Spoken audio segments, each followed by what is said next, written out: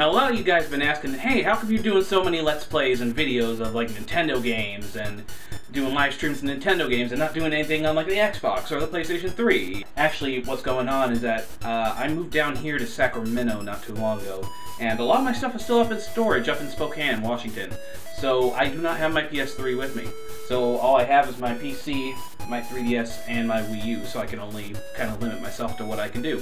But there is an upside. As you're watching right here, Journey, one of the most critically acclaimed PlayStation 3 games out there, this is actually a remake of an old arcade game. So I figured, hey, since I have a good PC, I could get MAME, I could find the original version of Journey, which was released in the arcades in the early 80s. So why don't I do a review of that? So just to calm some of you Sony fanboys down, don't worry, this is an unbiased, unabashed review of the original version of Journey. Like I said, what most people don't know about the PS3 game Journey is that it's a remake of a game that came out nearly 30 years earlier, developed by Bally Midway. Now, this was before Sony entered the gaming market, so obviously what you're seeing here is a much less technologically advanced version, but from what I've gathered, both games still play similarly. You play as the members of the band Journey as you travel to 5 different planets in order to retrieve your stolen instruments. Steve Smith has to rescue his drums by bouncing on other drums, apparently. Ross Valroy has to jump on what looks like tiny pencil cases in order to get his bass. Jonathan Cain has to...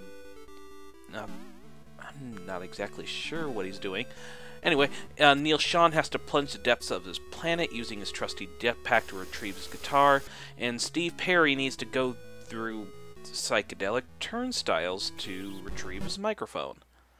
Once reclaimed, each member has to make their way back to the spaceship while calming the planet's hostiles using the power of music. Nah, just kidding, they use their instruments to shoot lasers and kill whatever crosses their path. Once you've recovered all the items, it's time for the intergalactic rock concert of a lifetime.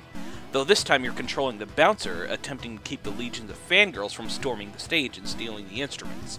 If you let one slip through, everyone else will come barging in, thinking they're just as equal as the first one. Kind of like what Republicans think what'll happen if we legalize gay marriage. The instruments are then spread across time and space, you know, like that one episode of Power Rangers where they, had to get rid of the Zeo Crystal, and, well, anyway, after that, the game just loops and loops and loops until you run out of lives.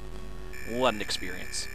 The game can be kind of floaty, and the giant monochrome heads make our protagonists easy targets for their subsequent death, but I gotta admit, these digital renditions of their songs are almost as good as the originals. Just take a listen.